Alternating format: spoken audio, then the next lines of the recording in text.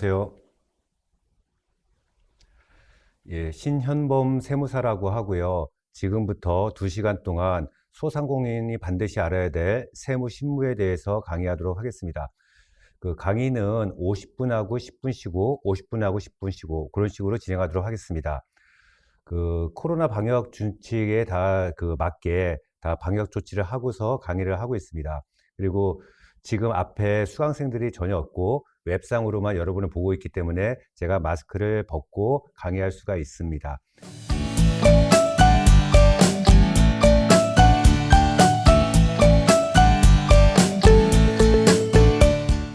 그 2시간 동안 강의할 주제를 잠깐 말씀드릴게요. 크게 3가지 부분에 대해서 말씀드리겠습니다. 3가지. 첫 번째는 사업자 등록, 두 번째는 부가가치세, 세 번째는 종합소득세. 요 3가지에 대해서 말씀을 드릴 거고요. 지금 요 강의를 듣고 계신 여러분들이 세금에 대해서 잘 아는 분도 있을 거예요. 그런데 제가 강의를 할 때는 여러분들이 세금에 대해서 아무것도 모른다라고 전제를 하고 강의하도록 하겠습니다. 그리고 그 2시간 동안 강의할 때 돈 많이 벌면 세금 많이 내야 됩니다. 뭐 그런 얘기는 안 할 거고요. 여러분한테 실제로 실무를 할 때 피가 되고 살이 되는 그런 얘기를 진행하도록 하겠습니다. 먼저 첫 번째가 사업자 등록입니다. 이 사업자 등록이라는 게 뭐냐면 여러분이 사업을 하려고 그러면 사업자 등록 번호가 필요해요. 사업자 등록 번호. 그래서 이 사업자 등록이라고 하는 건 뭐냐면 내가 앞으로 사업을 할 거고 세금을 성실하게 납부할 거니까 나한테 사업자 등록번호 하나 주세요 라고 신청하는 게 사업자 등록 신청입니다. 그러면 우리 한번 가정을 해볼게요. 나는 지금 마포 살아요. 마포. 그런데 나는 종로에서 식당을 하고 싶어요. 종로. 그러면 마포 세무서 가는 건가요? 종로 세무서 가는 건가요? 무슨 얘기냐면 자기 주소지 관할 세무서를 가는 건가요? 아니면 사업장 관할 세무서를 가는 건가요? 요게 사업장 소재지 관할입니다. 내가 마포에 산다 하더라도 종로에서 식당을 하고 싶다 그러면 종로 세무서 가는 거예요. 그런데 종로 식당이 너무 잘 돼. 너무 잘 돼.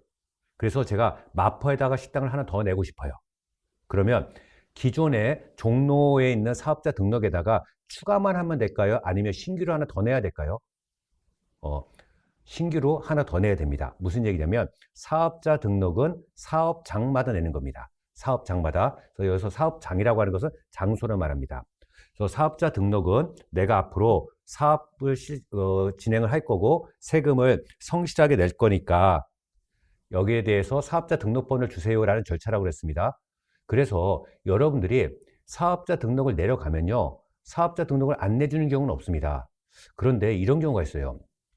그 남자분들 이제 군대 갔다 왔죠. 군대 갔다 오면 가끔 이제 군대 동기한테 전화가 옵니다. 전화가 와요. 잠깐 얼굴 좀 보세요. 그래서 왜 그러냐 그랬더니 일단 나와보래. 나가봤어요. 그랬더니 사람이 잔뜩 몰려 있어. 그리고 그 강사인 사람인 창과 같은 수입 스포츠카가 한 대 있어요. 그 앞에.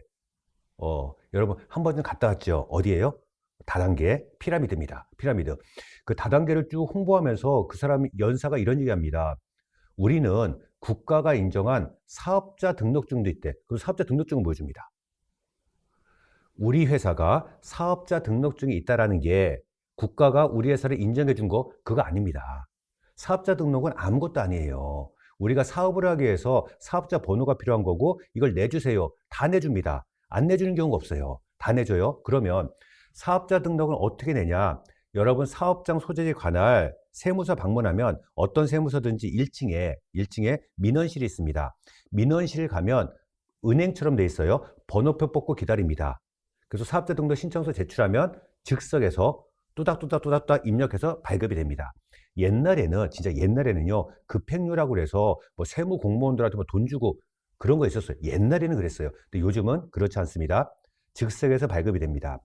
여러분들이 사업자 등록을 내려가면 반드시 제출해야 될 필수 서류가 2가지가 있어요. 필수 서류. 첫 번째가 저 빨간색 글씨로 되어 있는 사업자 등록 신청서입니다.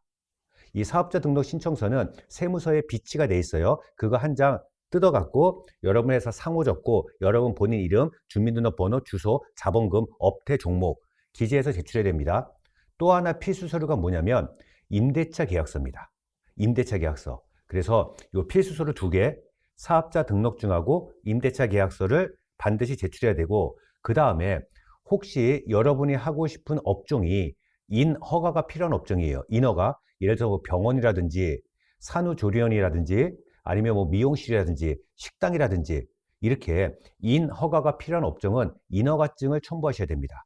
인허가증 정리하면 사업자 등록을 내려갈 때 필수 서류 2개, 사업자 등록 신청서하고 임대차 계약서 4번, 그리고 혹시 내가 하고 싶은 업종이 인허가가 필요한 업종이다. 그러면 인허가증을 첨부해야 됩니다. 그런데 이런 거 한번 생각해 보세요.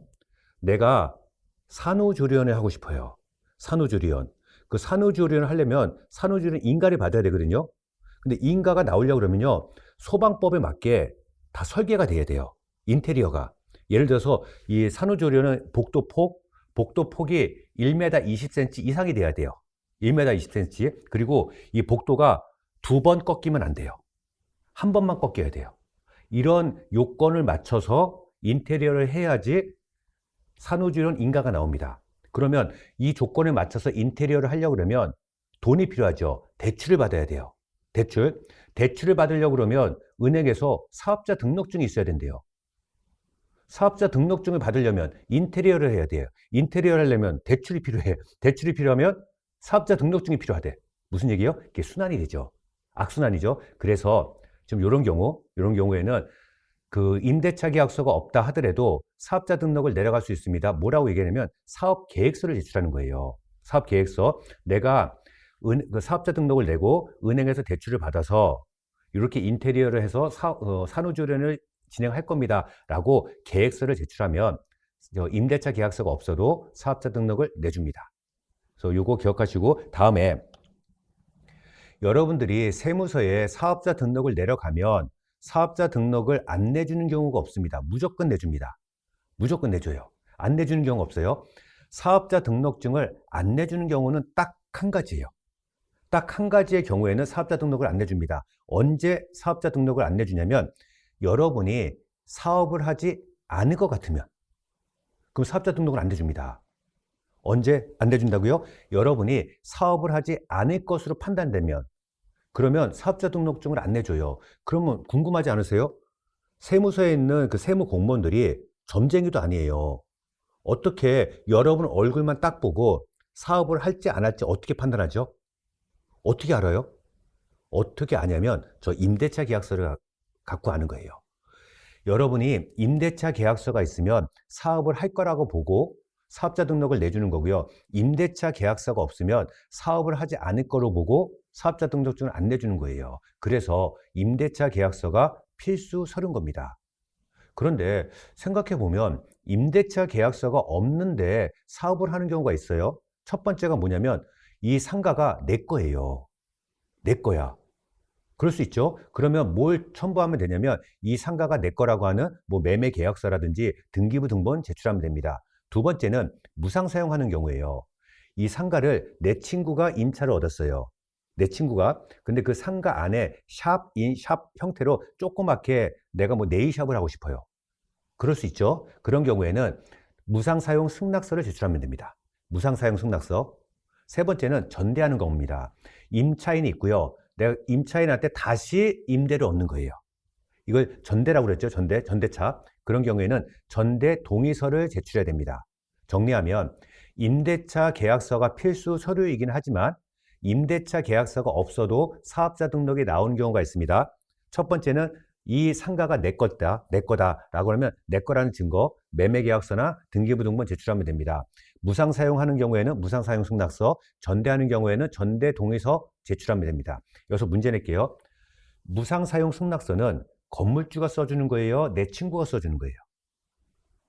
내 친구가 써주는 겁니다. 무상 사용 승낙서는 그 임차인이 써주는 거예요. 그런데 전대 동의서는 건물주가 써주는 겁니다.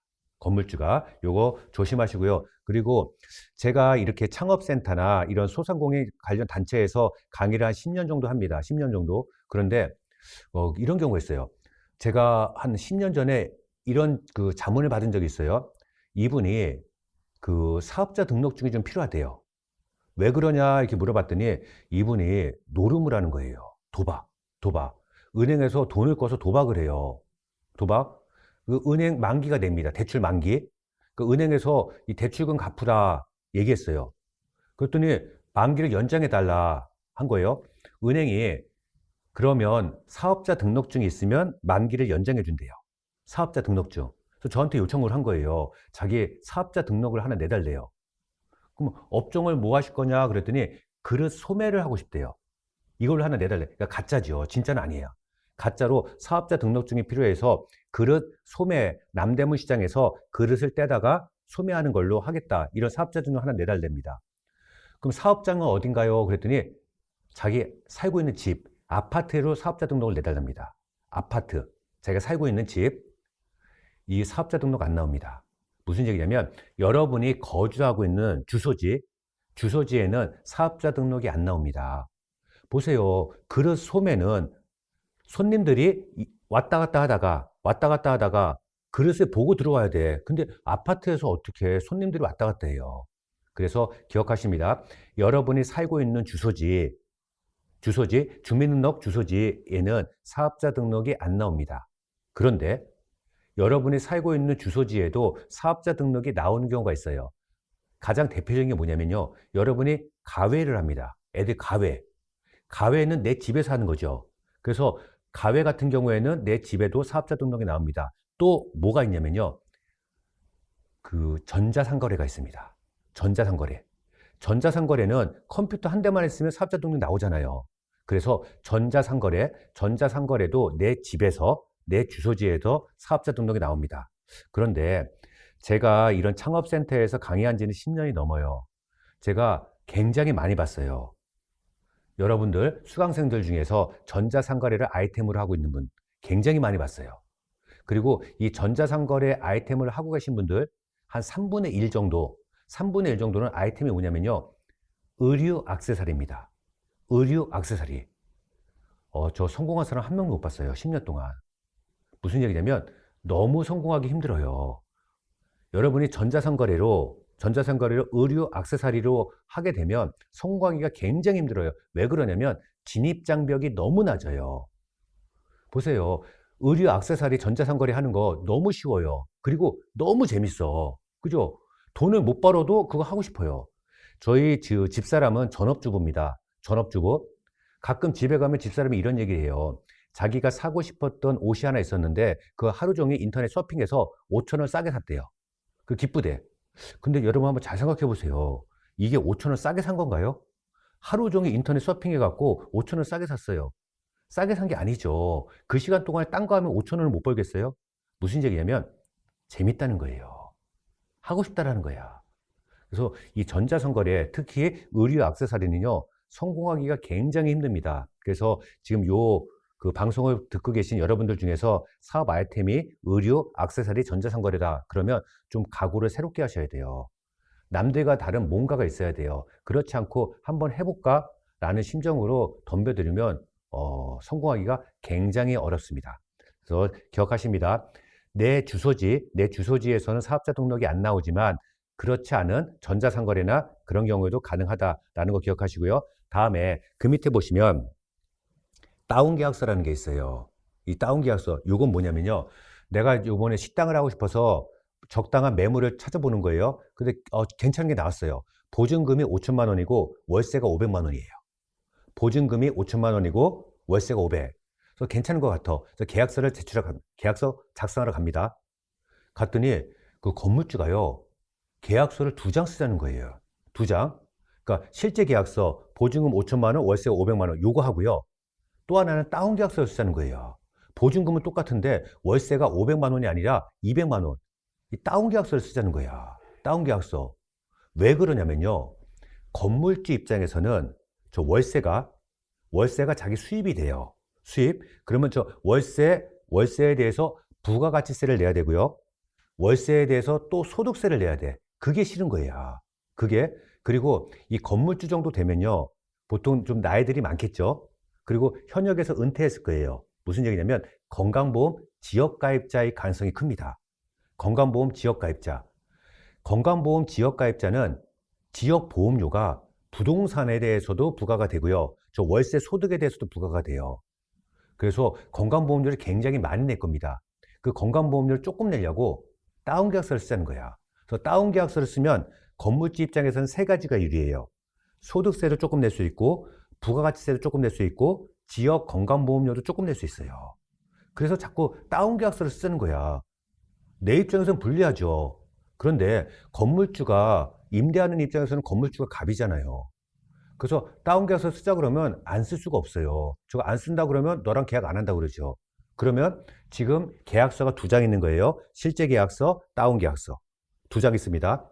제가 좀 전에 사업자 등록을 내려면 세무서에 임대차 계약서 제출해야 된다고 그랬습니다. 이때 실제 계약서 제출하는 거예요? 다운계약서 제출하는 거예요? 여러분 어떻게 생각하세요? 저 계약서 2장이야 지금. 실제 계약서, 다운계약서. 이때는 다운계약서 제출하는 겁니다. 다운계약서. 왜 그러냐면 여러분이 임대차 계약서 4번을 세무서에 제출하면요. 그거를 관리하고 있어요, 세무서가. 그래서 요 건물주가 월세를 얼마 신고하는지 보는 겁니다. 만약에 여러분이 실제 계약서를 제출했어요. 월세 500이에요. 근데 건물주는 당연히 월세 200에 대해서만 신고를 할 겁니다. 그러면 조사를 받겠죠. 건물주가 세무조사를 받고 와서 여러분한테 뭐라고 그래요? 방 빼라고 그럽니다. 나가라고 그래요. 그죠? 무슨 얘기냐면 임차인 입장에서는 다운계약서를 안 쓰는 게 중요해요. 근데 어쩔 수 없이 피치 못하게 다운계약서를 썼으면 세무서에 저 임대차 계약서를 제출할 때는요. 다운계약서를 제출해야 돼요. 다운계약서. 그렇지 않으면 건물주가 나중에 조사받고 세금이 추징이 됩니다. 그런데 이제 상황이 역전될 수가 있어요. 상황이 역전됩니다. 어떤 경우냐면 내가 지금 세를 얻어서 식당을 해요. 굉장히 잘 돼. 굉장히 잘 돼. 손님도 많이 오고 맛집으로 소문이 났어요. 맛집으로. 그러면 건물주가 월세를 계속 올립니다. 계속 올려요. 계속 올리다가 나중에 건물주가 나가라고 그래요. 자기가 직접 한다고. 그럼 아시겠지만 건물주가 나가라고 그러면 권리금도 제대로 못 받아요. 그럼 이때 상황을 역전시킬 수가 있습니다. 건물주한테 얘기하는 겁니다. 내가 지금까지 월세가 500이었는데 200만 원만 비용 처리했습니다. 나머지 300만 원 비용 처리 못한 거 지금 신고해서 비용으로 인정받겠습니다. 그러면 사장님은 건물주는 세무조사 받아서 세금 추징이 될 거니까 내가 요구 안 할 테니까 나한테 계약기간 2년만 연장해 달라고 한다든지 아니면 나한테 권리금 좀 인정해 달라고 하든지 라고 내고를 할 수가 있는 거예요. 그래서 정리하면 여러분이 다운계약서를 피치 못하게 썼다라 그러면 이 실제 계약서를 잘 갖고 계셔야 돼요. 가끔 보면 건물주가 믿고 하자 그러면서 실제 계약서를 찢으면 안 됩니다. 잘 갖고 있고 월세 500만 원에 대한 금융자료를 여러분이 확보하고 있어야 돼요. 월세 실제로 내가 500만 원을 건물주한테 줬다라고 하는 금융자료가 있어야 돼. 그러면 500만 원을 통장으로 싸주나요? 아니죠.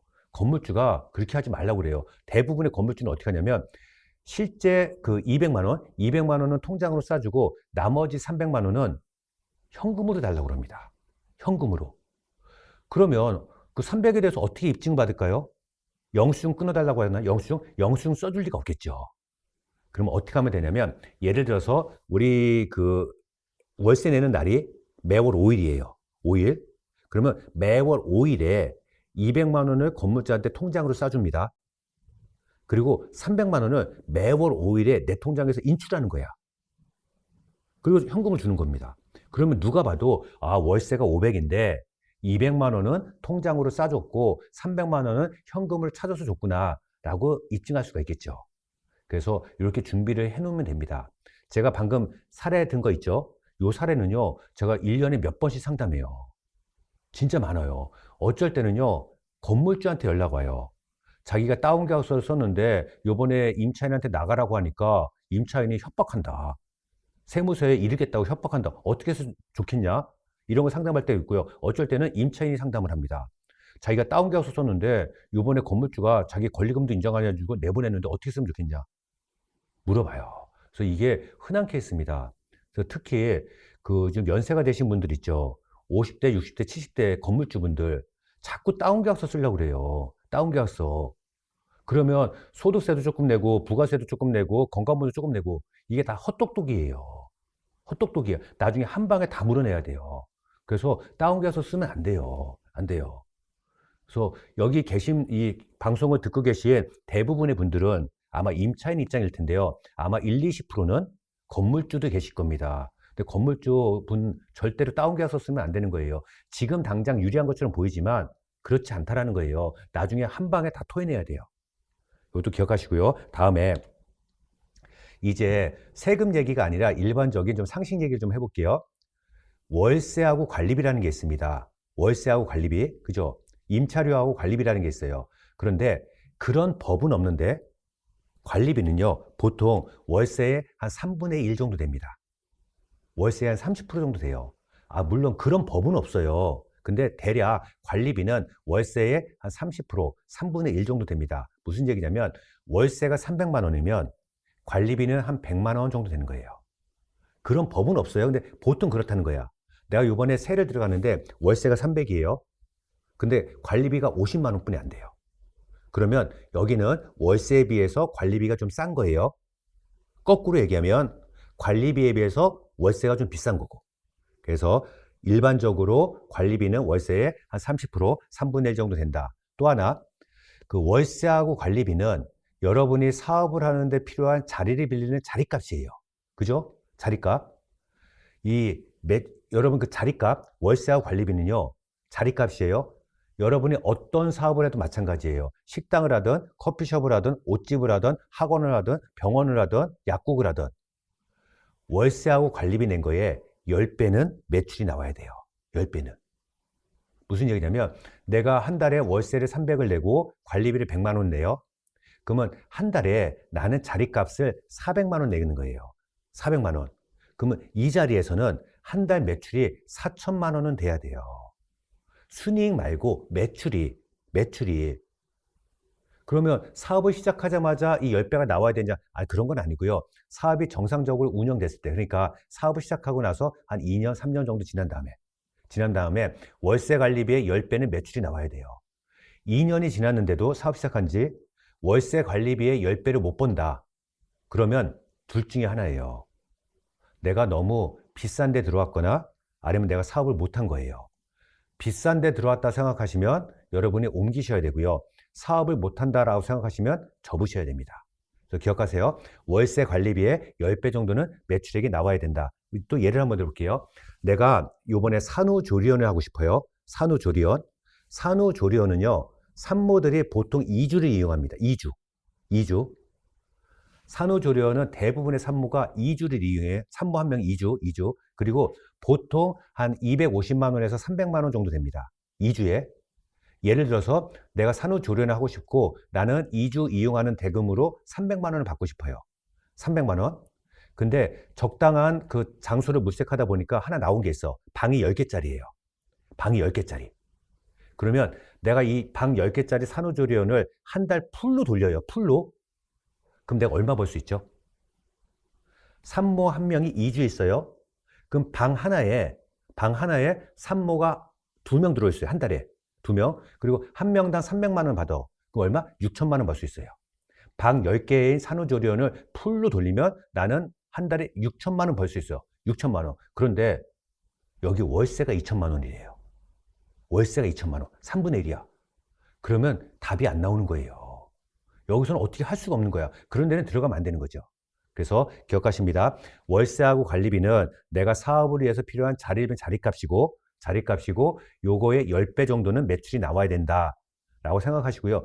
또 하나, 지금 요 방송을 듣는 여러분들은 아마 저보다 연배가 많으신 분도 있고 적으신 분도 있을 거예요. 근데 저도 이렇게 좀 살아보니까요, 진짜 이런 건 많이 느껴요. 너무 좋은 거는 거의 대부분 사기입니다.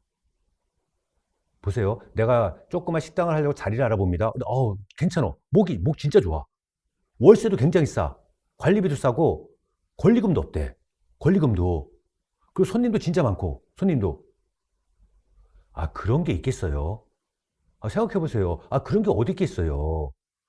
그런 건 없는 거예요. 그래서 여러분들이 너무 좋은 게 딱 나오면요, 일단 발을 빼셔야 돼요.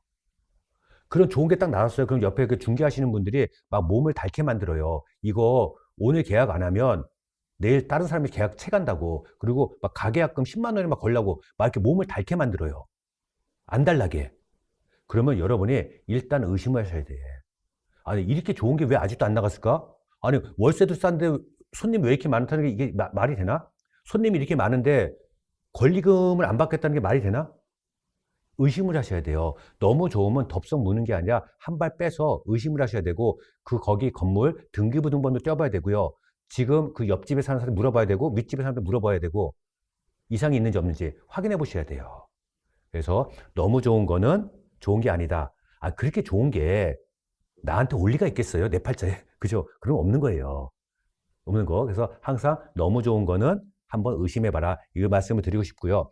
다음에 그 밑에 그 네모에 보면 프랜차이즈 선택 요령 있죠? 제가 이런 창업센터에서 강의를 하다 보면 여러분들이 오늘은 뭐 온라인이니까 그런 게 없는데 오프라인에서 강의할 때는 이런 거 많이 물어봐요. 어떤 걸 창업하면 좋겠니요? 아, 그런 거 모르죠. 그거 알면 제가 했죠. 제가 해서. 그런 거 모르는데 요거는 제가 말씀드릴 수 있어요. 프랜차이즈 선택 요령. 프랜차이즈 선택 요령. 이게 뭐냐면 이 프랜차이즈를 많이 창업을 하십니다. 왜? 중간을 하니까. 중간을 하니까. 그런데 예를 들어서 요즘 유행하는 게 뭐죠? 그 뭐 밀크티 프랜차이즈를 하고 싶어요. A라고 하는 프랜차이즈 업체가 있고요. B라고 하는 프랜차이즈 업체가 있어요. 그럼 이 둘 중에 어떤 거를 선택하는 그 기준이 있죠. 기준. 그 기준은 뭐냐면 직영점이 많은데 선택하는 거예요. 무슨 얘기냐면 A 프랜차이즈, B 프랜차이즈 둘 다 전국에 100개의 매장이 있대요. 둘 다 똑같아. 100개. 그럼 물어봐야 돼요. 그 중에서 직영점이 몇 개냐고. A는 전국에 직영점이 20개고요. B는 전국에 직영점이 강남에 한 군데래. 그럼 무조건 A를 선택하는 거예요. 직영점 비중이 높은 프랜차이즈 선택하는 거야. 왜 그러냐면요. 너무나 당연한 거예요. 여러분이 돈을 아주 잘 벌 수 있는 사업 아이템이 있어요. 그거는 왜 남한테 줘요? 내가 하지. 그죠? 아니, 누워서 떡 먹기야. 그죠? 그 땅 짓고 헤엄치기야. 이런 사업 좋은 아이템이 있어. 그거는 왜 남한테 줘요? 내가 하지. 내가 하고, 우리 형이 하고, 내 친척이 하고, 내 친구가 하지. 왜 여러분한테 주겠어요? 직영을 한다는 거예요. 직영. 돈 잘 버는 아이템은요, 직영을 해요. 그래서 직영점 비중이 높은 데를 선택하는 겁니다. 여러분, 그 요즘 스타벅스 굉장히 유명하죠? 스타벅스. 혹시 그거 아세요? 스타벅스가 미국 브랜드잖아요. 미국. 그런데 전 세계에서 대한민국의 스타벅스 매장이 제일 많아요. 대한민국이.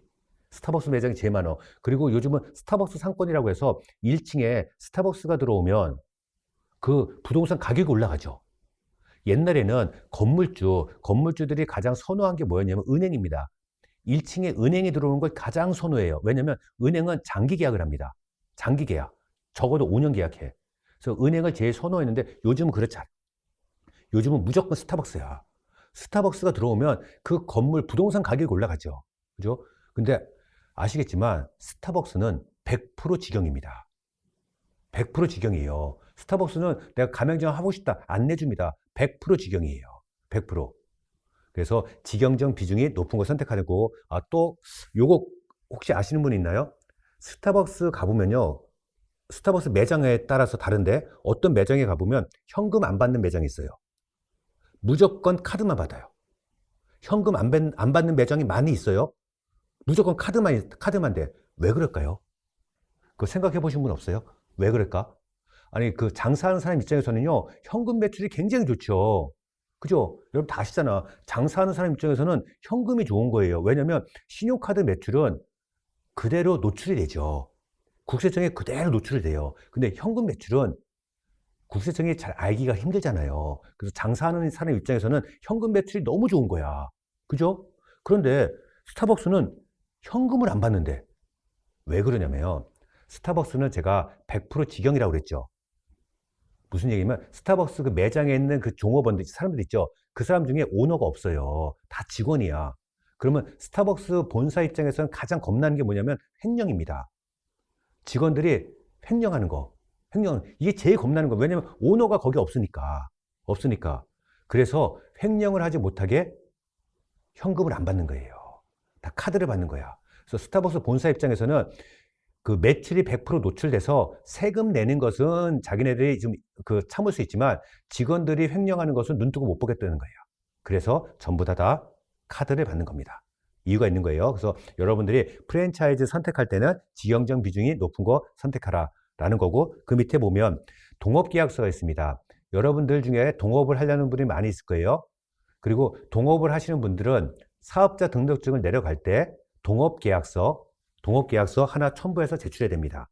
그 동업계약서 제출할 때 그 지분이 반드시 들어가요. 지분. 뭐 5대 5대 6대 4다. 이 지분이 왜 중요하냐면 그 지분에 따라서 세금을 고지하는 거예요. 무슨 얘기냐면 나하고 뭐 우리 와이프랑 7대 3으로 계약을 했어요. 그러면 세금도 7대 3으로 내는 거예요. 그래서 지분을 반드시 표시해서 동업계약서를 제출해야 되고, 여러분들이 동업계약서, 그러니까 동업을 할 때, 친구들이랑 동업을 하죠. 동업할 때 조심해야 될 게 있어요. 그게 뭐냐면 동업은 무조건 깨지는 거예요. 동업은 무조건 깨져요. 10년간은 동업 없어요. 10년간은. 그래서 동업은 무조건 깨지는 거예요. 그래서 여러분이 처음에 동업을 시작할 때는 나중에 깰 때 어떻게 깰지를 시작할 때 미리 결정을 해놔야 돼요. 다시 한번 얘기합니다. 동업은 무조건 깨지는 거예요. 그러면 깨지는 방법이 어떻게 있냐? 둘 중에 하나. 그리고 동업은 큰 걸로 안 깨져요. 동업 깨질 때 사소한 걸로 깨집니다. 사소한 거. 제가 본 사례 중에는요. 왜 커피 믹스를 이렇게 많이 먹냐? 이걸로 깨지는 걸로 봤어요. 아니, 커피 믹스 하나에 100원뿐이 더해요? 이걸로 깨지는 거야. 물론 그 전에 쌓인 게 많이 있겠죠. 그죠? 근데 커피 믹스가 그 도화선이 돼서 깨졌겠지만 하여튼간 동업은 사소한 걸로 깨집니다. 뭐 깨지는 방법이 두 가지가 있어요. 첫 번째 방법은 지금 김성주하고 조보아 둘이 5천만 원씩 투자해서 백다방을 창업했어요. 뻑다방을 창업했습니다. 5천만 원 투자해서 백다방을 창업했어요. 이거를 제3자 백종원한테 2억을 받고 팔았어요. 2억을 받고, 그럼 이건 간단해요. 1억씩 나눠 가지면 돼요. 간단해. 근데 두 번째 케이스가 문제예요. 김성주하고 조보아랑 싸운 거야. 싸워서 김성주가 야, 너랑은 못하겠다. 난 나갈게. 나간 겁니다. 둘이 5천만 원씩 투자해서. 그러면 조보아가 동업에서 나간 김성주한테 돈을 줘야 돼요? 받아야 돼요? 어떻게 생각하세요? 돈을 줘야 돼요? 받아야 돼요? 이거는 경우에 따라 달라요. 경우에. 보세요. 왜 동업이 깨지게 됐냐면 우리 이 사업체가 너무 장사가 안 돼. 너무 장사가 안 돼. 그래서 보증금도 월세 다 까이가 없고요. 재료비도 몇 달 밀렸고, 그리고 직원들 월급도 몇 달 밀렸어. 그러면 그냥 몸만 나가면 안 되죠. 돈을 물어내고 나가야죠. 그죠? 거꾸로 우리 이 백다방이 너무 잘 돼. 너무 잘 돼. 대박 났어. 그러면 김성주한테 야, 너 투자한 거 5천만 원 줄 테니까 나가라. 나갈 리가 없겠죠. 무슨 얘기냐면 내가 돈을 줘야 될 경우도 있고 받아야 될 경우도 있어요. 그러면 주면 얼마를 줄지 어떻게 계산해서, 받으면 얼마를 받을지 이거를 동업을 시작할 때, 으쌰으쌰할 때, 의기투합할 때 그때 미리 결정을 하셔야 돼요. 그렇지 않으면 나중에 동업이 깨지면 좋게 깨지진 않아요. 무조건 안 좋아져요. 감정의 골이 분명히 파이게 됩니다. 그런데 거기서 끝내야 돼요. 소송까지 가면 안 되죠. 소송까지. 그래서 동업하시는 분들은 무조건 동업을 시작할 때, 나중에 깰 때 어떻게 깰 건지를 미리 결정을 해 놓으셔야 됩니다. 그리고 동업은 보통 어떻게 많이 하냐면 한 명은 돈이 있고요. 한 명은 기술이 있고, 그렇게 해서 동업하는 경우가 많아요. 한 명은 돈이 있고 한 명은 기술이 있고, 나중에 동업이 깨지면 보통 누가 손해를 보냐면 돈을 투자한 사람이 손해를 봅니다. 왜냐하면 돈은 잊어먹을 수 있지만 기술은 잊어먹지 않아요. 그래서 그렇게 투자해서 나중에 깨지게 되면 보통 돈을 투자한 사람이 좀 손해를 보게 됩니다. 다음에 이제 이건 확정일자인데요. 확정일자, 이건 뭐냐면 여러분 아파트 전세 들어가면 확정일자 받죠. 어디서? 동사무소, 주민센터 가서. 이 확정일자가 어떤 역할을 해요? 여러분의 그 전세 보증금을 보호받을 수 있잖아요. 마찬가지예요. 상가도 마찬가지예요. 상가에 보면 보증금 있죠. 보증금에 대해서 확정일자를 받으면 그 보증금을 보호받을 수 있어요. 그러면 상가에 대한 보증금은 어디서 확정일자 받냐? 동사무소, 주민센터가 아니에요. 요거는 세무서. 여러분 아까 세무서에 사업자 등록 내려간다고 그랬죠? 그때 요 임대차 계약서 원본 가져가야 돼요. 그럼 원본에다가 도장을 찍어줍니다. 이게 확정일자예요. 그래서 상가에 대한 확정일자는 세무서에서 받는 거고, 이때는 임대차 계약서 원본을 가져가야 돼. 그런데 금액이 제한이 있어요. 예를 들어서 서울 같은 경우 지금 마포죠. 환산 보증금이 9억 원 이하여야 돼요. 환산 보증금. 그러면 환산보증금은 뭐냐면 거기 화면 보세요. 월세에다가 곱하기 100을 하는 거예요. 월세에다 곱하기 100, 거기다 보증금 플러스 하는 거예요. 예를 들어서 내가 보증금이 2억이고요. 2억이고 월세가 100만 원이야. 그럼 월세 100만 원에 100을 곱하면 얼마가 되죠? 1억. 그리고 보증금 2억이면 3억이죠. 그럼 여기는 환산보증금이 3억, 9억 이하니까 괜찮죠.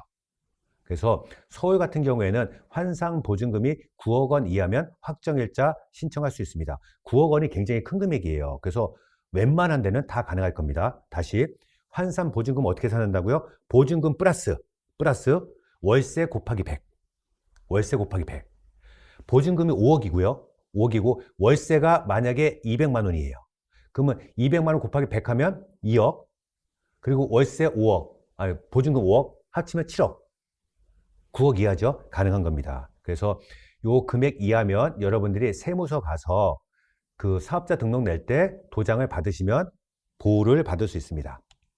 다음에 이제 본격적으로 세금에 대해서 얘기할게요. 대한민국에서 여러분들이 사업을 하면요. 필수적으로 내야 될 세금이 두 개가 있어요. 두 개. 하나는 부가가치세고요. 또 하나는 소득세입니다. 부가가치세와 소득세. 만약에 여러분들이 법인이다. 법인. 그러면 부가가치세와 법인세를 내는 거예요. 정리하면 여러분이 만약에 개인사업체다. 그러면 부가가치세와 소득세를 내는 거고 여러분이 법인사업체다. 그러면 부가가치세와 법인세를 내는 겁니다. 다음에 그 밑에 보면 사업자의 유형이 있습니다. 사업자는 크게 둘로 구분해요. 과세사업자, 면세사업자. 과세사업자, 면세사업자, 그리고 과세사업자는 또 둘로 구분해요. 일반과세, 간이과세. 그럼 잘 보세요. 과세사업자, 면세사업자. 이 과세는 무슨 뜻이냐면 세금을 부과한다는 거예요. 면세는 세금을 면제한다는 거예요. 다시 과세사업자는 뭐라고요? 세금이 부과된다는 거고요. 면세사업자는 세금을 면제해 준다는 거예요. 무슨 세금을 면제해 주는 거예요? 부가세, 소득세, 둘 다? 다시 면세사업자는 세금을 면제해 준다는 거예요. 무슨 세금을 면제해 주는 거죠? 부가세, 소득세, 둘 다? 부가세를 면제해 주는 거예요. 잘 보세요. 과세사업자, 일반과세자. 일반과세자는 부가세를 다 내는 사람이에요. 다 내는 사람. 간이과세자는 부가세를 조금 내는 사람이에요. 면세사업자는 부가세를 안 내는 사람이에요. 다시 면세사업자는 부가세를 안 내는 사람이고요. 과세사업자는 부가세를 내는 사람이에요. 그러면 소득세는 여러분이 일반과세자든 간이과세자든 면세사업자든 소득세는 똑같아요.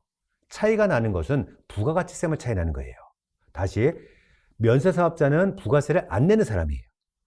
간이과세자는 부가세를 조금 내는 사람이에요. 일반과세자는 부가세를 100% 다 내는 사람이에요. 그러면 소득세는 똑같아요. 내가 면세사업자든 간이과세자든 일반과세자든 소득세는 똑같아요. 차이가 나는 것은 부가세만 차이 나는 거예요. 근데 이것도 모르고 가끔 병원은요. 면세사업자예요. 병원 원장님이 연락 옵니다. 아, 병원은 면세사업자인데 무슨 세금을 내니? 아, 부가세만 면제죠. 소득세는 똑같은 거예요. 그래서 부가세만 차이가 나는 거지 소득세는 똑같다. 기억하시고 그러면 일반과세, 간이과세, 면세사 중에서 뭐가 제일 좋아요? 면세. 그죠? 면세는 세금을 안 내는 거야. 제일 좋아. 그러면 면세사업자는 누구냐? 내가 면세사업자를 하고 싶다라고 해서 할 수 있는 게 아니에요. 면세사업자는 국가가 특정한 업종을 지정을 해주세요. 업종을. 가장 대표적인 게 의료 서비스, 병원 면세입니다. 또 교육 서비스, 학원 면세예요. 또 농수산물 유통, 이런 게 면세예요. 그래서 면세는 제일 좋은 거예요. 부가세를 아예 안 내니까. 내가 하고 싶다고 할 수 있는 게 아니라 국가가 특정한 업종을 지정했어요. 뭐 의료 서비스, 교육 서비스, 농수산물 유통 이런 거입니다. 그런데 제가 좀 전에 병원은 면세라고 그랬죠. 근데 의료 서비스 중에서도 면세가 안 되는 게 있어요. 그게 뭐냐면 미용 목적 성형수술. 요거는 면세가 안 돼요. 예를 들어서 쌍꺼풀 수술하는데 내가 300만 원 들었어요. 그러면 330에 부가세가 붙어요. 또 교육 서비스, 학원이 면세라고 그랬죠. 근데 교육 중에서도요. 운전면허학원 면세 아닙니다. 학원 중에 춤학원 있지, 무도학원. 무도학원도 면세가 아니에요. 정리하면 면세는 부가세를 안 내는 안 내는 업종이에요. 굉장히 좋죠. 근데 내가 면세를 하고 싶다라고 해서 할 수 있는 게 아니라 국가가 특정 업종을 지정해 줬습니다. 두 번째가 간이가세자예요. 간이가세자는 부가세를 조금 내는 사람이야. 좋죠? 조금 내는 사람. 그러면 간이가세자는 누구냐면 연간 매출액이 8천만 원 이하인 사람이에요.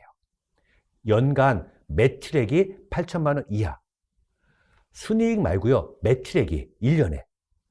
그러면 한 달 평균은 한 700만 원 정도 되죠. 한 달에 매출액이 700이야. 그럼 생각해 보세요. 한 달에 매출액이 700이면 뭐 먹고 살아? 뭐 먹고 살아? 먹고 살 게 없죠. 그래서 실제로는요. 주변에 엄밀하게 보면 간이가세자는 없어요. 1년에 매출액이 8천만 원 이하면 내가 뭐 먹고 살아? 그런데 여러분 주변에 보면요. 간이가세자들 굉장히 많아요. 왜 그러냐면요. 매출을 숨겨서 그래요. 매출을 숨겨서. 아, 진짜 노골적으로 매출을 다 노출시키면요. 8천만 원 이하가 될 수가 없어요. 어떻게 8천만 원이 돼요? 매출을 다 숨겨서 그래. 그럼 어떻게 매출을 숨기냐? 현금 매출이 많아서 그래요. 그래서 주변에 간이가세자는 누구냐면 현금 매출이 많은데 그런 데가 간이가세자예요. 그러면 어디냐? 보세요. 우리 초등학교 앞에 문방구. 그런 데는 애들이 100원짜리 도화지 사면서 카드 대진 않죠. 그런 데가 간이가세자가 많아요. 그런데 똑같은 문방구라고 하더라도 알파 문구센터 이런 데는 성인 대상이죠. 그런 데는 간이가세자가 없어요. 또 학교 앞 떡볶이집 애들이 2,000원짜리 떡볶이 사 먹으면서 카드 내진 않죠. 그래서 그런 데 간이가세자가 많아요. 또 남자들 머리 깎을 때 나이스가이 블루클럽 값죠. 거기 뭐 7,000원, 8,000원이에요. 그런 데는 거의 다 현금 냅니다. 현금. 이런 데 간이가세자 많아. 근데 여성들 미용실 가죠. 헤어샵 갑니다. 거긴 비싸죠. 거기 카드가 많아. 이런 데는 간이가세자가 없어. 정리하면 간이가세자는 부가세를 조금 내는 사람이에요. 그럼 누구냐? 연간 매출액이 8천만 원 이하인 사람. 이하인 사람이 간이가세자. 그 나머지는 전부 다 일반가세자예요. 다시 한번 정리합니다. 그 면세사업자는 부가세를 안 내는 사람, 간이가세자는 부가세를 조금 내는 사람, 일반가세자는 부가세를 100% 다 내는 사람이에요. 그런데 면세사업자는 내가 하고 싶다고 해서 되는 게 아니라 국가가 특정한 업종을 지정해 줬습니다. 교육 서비스, 의료 서비스, 농수산물 유통 이런 거. 그리고 간이가세자는 부가세를 조금 내는 사람, 연간 매출액이 8천만 원 이하인 사람이고 나머지는 다 일반가세자예요. 여러분 혹시 그 정육식당이라고 아시나요? 정육식당? 이게 뭐죠? 고기를 사서 옆에 식당 가서 상차림 비용 내고 고기 구워 먹는 거. 정육식당 있죠? 정육식당. 저희 집사람은 이 정육식당을 굉장히 싫어해요. 저희 집사람이 그래요. 아니, 왜 기분 나쁘게 상차림 비용을 받니? 상차림 비용. 보통 어른들은 뭐 5,000원 받고 애들은 3,000원 받고 이렇게 하죠. 아니, 자기가 고깃값 냈으면 됐지. 왜 상차림 비용을 또 받니? 요거 한번 생각해 볼게요. 정육식당. 잘 생각해 보세요. 제가 소고기 등심 한 근을 잘라서 팔아요. 소고기를. 정육점이죠. 요거 면세입니다. 면세예요. 근데 소고기를 구워서 팔아요. 그럼 이건 과세예요. 일반 과세자예요. 무슨 얘기 다시 소고기를 그냥 잘라서 팔아. 정육점이죠. 농수산물 유통. 이거 면세예요. 부가세 안 내요. 근데 이 소고기를 불에 구워서 팔아. 식당. 일반 과세자야. 그죠? 그럼 정육식당 어떻게 하는 거예요? 고기를 잘라 팔아요. 10만 원. 부가세 안 내. 상차림 비용 5,000원. 거기서 부가세 500원만 내는 거예요. 500원. 부가세를 안 내려고 정육식당을 하는 거예요. 부가세를 안 내려고. 그래서 다시 고기를 그냥 잘라서 팔면 면세잖아요. 정육점. 부가세를 안 내요. 10만 원에 대해서 부가세를 한 푼도 안 내. 근데 고기를 구워서 팔면 부가세 10만 원에서 만 원 내야 돼. 부가세 만 원. 그래서 이 정육식당은 뭐냐면 고기 잘라서 판 거에 대해서는 면세처를 받고 고기를 불에 구워서 판 거. 그거에 대해서만 부가세 10%, 상차림 비용에 대해서 부가세 10%만 내려고 정육식당을 낸 거예요. 근데 일반적인 식당에서 볼 때 그 정육식당하고 우리 식당이랑 똑같잖아. 똑같아. 여러분 한번 생각해 보세요. 여러분 그 정육식당에서 고기 사 먹어본 적 있죠? 그때 정육식당에 가갖고 고기만 사갖고 오신 분 있나요? 그 고기를 안 구워 먹고 정육식당 가서 고기만 사갖고 오신 분 있어요? 정육식당에서 고기는 비싸요. 고기만 사갖고 올 것 같으면 내가 정육점 가서 사죠. 그죠? 그럼 변태가 어디 있어요? 정육식당 가면요, 100% 거기서 고기를 구워 먹고 와요. 그죠? 그러면 일반 식당은 똑같잖아. 그래서 일반 식당에서 계속 세무서에 신고하는 거야. 저기 우리랑 똑같은데 왜 부가세 안 내냐? 그래서 요즘은 이 정육식당이 잘 인가가 안 나옵니다. 정육식당 인가가 나오려면 이 정도는 돼야 돼요. 1층은 정육점, 2층은 식당, 이 정도 돼야 돼요. 또는 강원도 횡성에 가면, 횡성 한우 유명하죠. 횡성 축협에서 소고기를 사다가 거기 보면 이렇게 식당들이 있어요. 고기 거주는데 거기서 고기 거서 팔어. 이런 건 인정이 돼요. 또는 노량진 수산시장 가면 거기에 그 생선 사죠. 그 위에 초장집 갑니다. 초장집 가서 매운탕 이렇게 해주죠.